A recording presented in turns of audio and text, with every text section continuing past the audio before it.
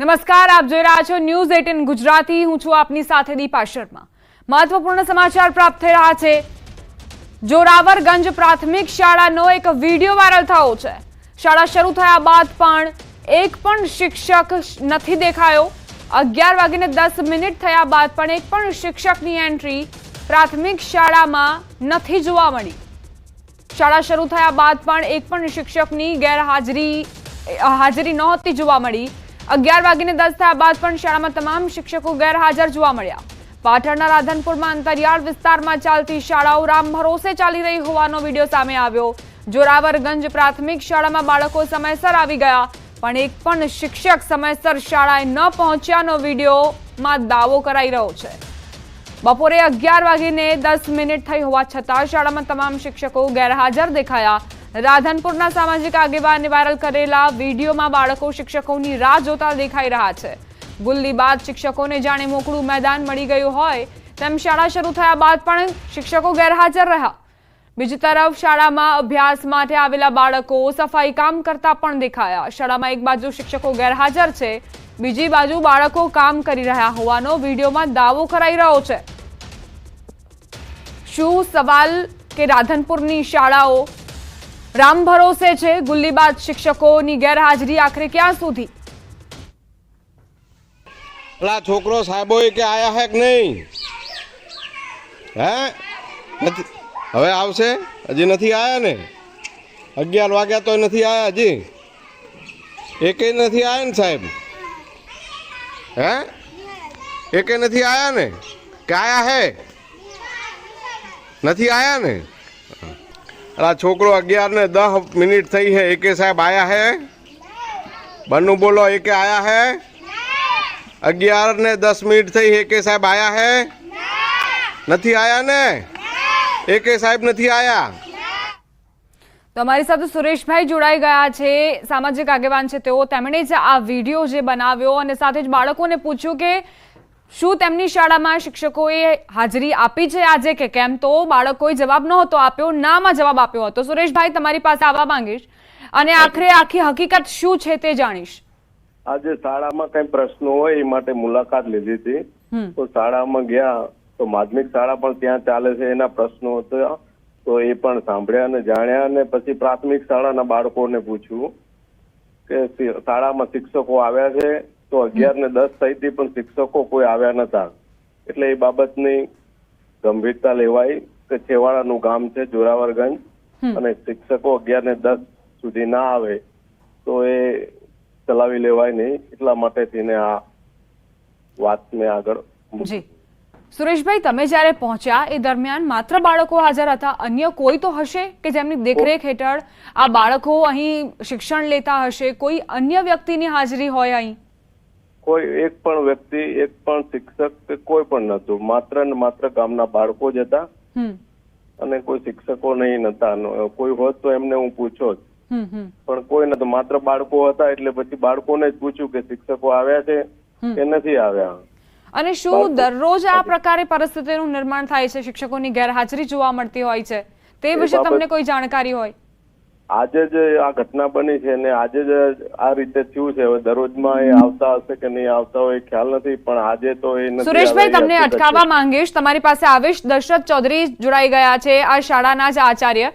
દશરથભાઈ, સુરેશભાઈ ત્યાં પહોંચ્યા તમારી શાળામાં અને તેમને એ પ્રકારના દ્રશ્યો જોવા મળ્યા કે શિક્ષકોની ગેરહાજરી છે, બાળકો સફાઈ કામ કરી રહ્યા છે, અને જ્યારે બાળકોને સવાલ પૂછવામાં આવ્યો કે શિક્ષકો ક્યાં છે, તો તેમણે નકારમાં જવાબ આપ્યો કે શિક્ષકો હજુ આવ્યા નથી।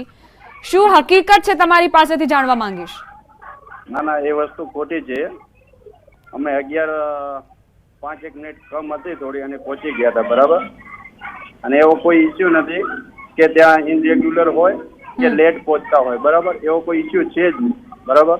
અચ્છા, એટલે એ તદ્દન વાત ખોટી જ છે। તો તમે તપાસ પણ નહીં કરો? હા, તમે તપાસ પણ નહીં કરો? હકીકત શું છે? હકીકત છે બેન, કોઈ હાજર જ નતું જે તે સ્થળ ઉપર। હું દશરથભાઈ, આપ જોડાયેલા રહેજો। અમારી સાથે લવિંગજીભાઈ જોડાઈ ગયા છે, ધારાસભ્ય। લવિંગજીભાઈ, એક પ્રાથમિક શાળા છે પાટણની, રાધનપુરની શાળા છે, અને તેમાં 11:10 એક સામાજિક આગેવાન પહોંચે છે, વિડીયો ઉતારે છે. વિડીયોમાં બાળકોને સવાલ કરાય છે કે શું શિક્ષકો હાજર છે, તો નકારમાં જવાબ મળે છે. શું પ્રતિક્રિયા પહેલા તો તમારી?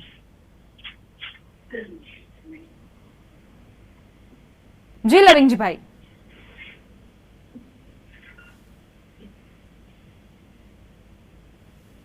લવિંગજીભાઈ, તમારી સુધી અવાજ પહોંચી રહ્યો છે મારો?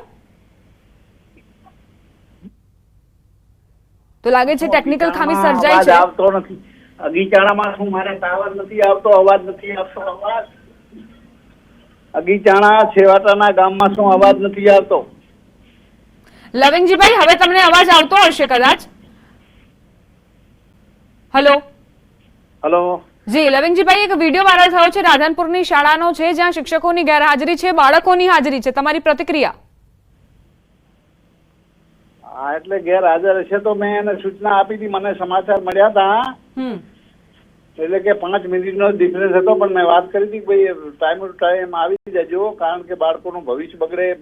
બાળક આવતીકાલનું ભવિષ્ય છે, એટલે બાળકોનું પણ મને એવું લાગે છે કે કદાચ આ સૂચના જ પૂરતી સાબિત નથી થઈ અને શિક્ષકો તેને સિરિયસલી નથી લઈ રહ્યા. ના, સૂચના મેં આપી દીધી હતી મેડમ. કેટલા સમય પહેલા સર તમે સૂચના આપી હતી? હું આજે એ બાજુ ગામડામાં જતો, જોરાવરગંજ બાજુ ને અગીચાણા બાજુ જતો, અને અત્યારે અહીંયા અગીચાણા શું એટલે ટાવર ઓછો આવે છે, પણ એ બધું રાબેતા મુજબ થઈ જશે. કેટલા સમયમાં થઈ જશે? એટલે આ પ્રકારની ફરી એક વખત બેદરકારી ન જોવા સૂચના આપી છે મેડમ. તો 5 મિનિટનો ડિફરન્સ હતો, પછી તો આવી ગયા હતા. અચ્છા. હા, 5 મિનિટનો ડિફરન્સ હતો, પણ મેં કીધું નહીં ભાઈ, તમારે 11 વાગે આવી જ જવું જોઈએ, એવી કડક સૂચના આપી દીધી છે. એટલે કોઈ મોનિટરિંગ કરવા વાળું નથી કદાચ, એટલે જ આ શિક્ષકોને આ રીતે છૂટ મળે છે ના કે મેડમ, મોનિટરિંગ નથી થતું. હું ત્યાં જ હતો જોરાવરગંજમાં, અને મારે કોઈ અમારા જ માણસ છે એ બાજુ ગયા છે ને એમણે વાત કરી ભાઈ આ શિક્ષકોનું, એટલે મેં તરત શિક્ષકોને બોલાવી સૂચના આપી. પણ કે સાહેબ અમે 5 મિનિટ જ મોડા પડ્યા હતા, અને હવેથી ભૂલ આવી નહીં થાય એવી વાત કરી. એ લોકોએ માફી માંગી. અચ્છા. તો લવિંગજીભાઈ, હવે આગામી સમયમાં આ ઘટનાનું પુનરાવર્તન ન થાય તે માટે પણ તમે સતત મોનિટરિંગ કરશો? ના, હું આખા વિસ્તારમાં છોડ રાધનપુરમાં ટાઈમ દરેક શિક્ષકોને ભણાવવા આવવું જોઈએ, એના માટે હું પૂરેપૂરો સજાગ છું, અને મેં સૂચનાઓ આપી છે અને પાલન પણ કરે છે. અને આચાર્ય એવું કહી રહ્યા છે કે આ તો આવી ઘટના કોઈ બની જ નથી તેમની શાળામાં, એટલે તેઓ તો માનવા જ તૈયાર નથી. તમને શું સંદેશ આપશો? મેડમ, વાત સાંભળો. એટલે હું નતો ત્યાં, પણ એવા મને સમાચાર મળ્યા, એટલે હું તરત જ ત્યાં જોરાવરગંજમાં જતો, અને મેં પણ વાત સાંભળીને બોલાવીને વાત કરી. એટલે લવિંગજીભાઈ, હું એમ કહું છું આવું થવું ન જોઈએ ભવિષ્યમાં. જી, તમારી વાત બરાબર છે, દેશનું ભવિષ્ય છે બાળકો, પરંતુ સવાલ એ કે આચાર્યને એક વખત તપાસ તો કરવી જોઈએ. સીધું તેઓ ક્લીન ચીટ આપી રહ્યા છે શિક્ષકોને કે શિક્ષકો તો ટાઈમસર જ હોય છે, આવી કોઈ ઘટના જ નથી બની. જી, આચાર્યને તમે કેવા પ્રકારનો સંદેશ આપશો? કે ભાઈ આ ચાલશે જ નહીં, અને આ રીતે શિક્ષણમાં બાંધછોડ થાય નહીં, શિક્ષણમાં ટાઈમ ટુ ટાઈમ ચાલવું જોઈએ. જી, આભાર લવિંગજીભાઈ અમારી સાથે વાતચીત માટે. તો રાધનપુરની આ શાળા, પ્રાથમિક શાળા, 11:10 સમય થયો હતો. બાળકો પહોંચી ગયા હતા સમયસર, પરંતુ શિક્ષકોને તેની કોઈ જ દરકાર નહોતી.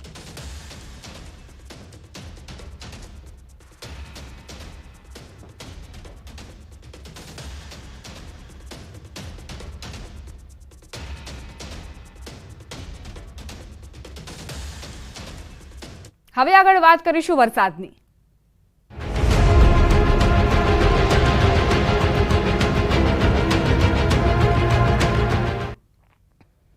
હજુ ચોમાસું ગયું નથી. હવામાન નિષ્ણાંત અંબાલાલ પટેલે આ મોટી આગાહી કરી. તો એ કહ્યું કે વરસાદનો છેલ્લો રાઉન્ડ ધમાકેદાર હશે. દક્ષિણ ગુજરાત, દક્ષિણ સૌરાષ્ટ્રમાં વરસાદ પડશે. 27 સપ્ટેમ્બરથી 5 ઓક્ટોબર દરમિયાન પવન ફૂંકાશે. કેટલાક વિસ્તારોમાં 8 થી 10 ઇંચ વરસાદ ખાબકશે. નવરાત્રીમાં પણ કેટલાક વિસ્તારોમાં વરસાદ પડશે. નવરાત્રીની શરૂઆત અને અંતમાં વરસાદ ખાબકશે. 14 થી 26 ઓક્ટોબર દરમિયાન વાવાઝોડું ત્રાટકશે તેવી પણ તેમણે આગાહી કરી છે. દક્ષિણ ગુજરાત, દક્ષિણ સૌરાષ્ટ્ર લઈને મુંબઈ સુધીના ભાગોમાં ભારેથી અતિભારે વરસાદ થવાની શક્યતા છે અને કેટલાક ભાગો આ વરસાદ જનધનને હાનિ પણ કરી શકે તેવો જોરદાર રહેશે. કેટલાક ભાગમાં પૂર આવવાની પણ શક્યતા રહેશે અને લગભગ આ વરસાદ જે છે 8 ઇંચ ક્યાંક 10 ઇંચ જેવો પણ થઈ જવાની શક્યતા રહેશે. નવરાત્રિમાં હાથીઓ ગાજવીજ સાથે ભિન્ન ભિન્ન ભાગોમાં વરસી શકે છે, કારણ કે હસ્ત નક્ષત્રમાં ગાજવીજ થતી હોય છે. એટલે તારીખ 27 સપ્ટેમ્બરથી 5 ઓક્ટોબર વચ્ચે પવનનું જોર વધારે છે અને પવનના જોરના કારણે ગરમી પડવાની શક્યતા રહેશે. નવરાત્રિની શરૂઆતમાં અને ચિત્રા નક્ષત્રમાં તારીખ 9, 10, 11 અને 12 ચિત્રા નક્ષત્રમાં પણ કેટલાક વરસાદ થવાની શક્યતા રહેશે પણ ત્યાર પછી વાવાઝોડા થવાની શક્યતા રહેશે.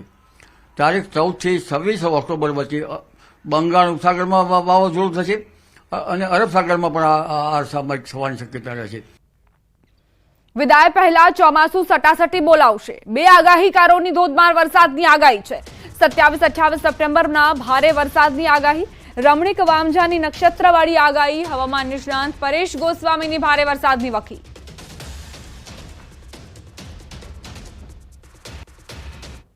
સૌથી વધારે વરસાદ છે 27 અને 28 સપ્ટેમ્બરે જોવા મળે તેવી વધારે શક્યતાઓ છે.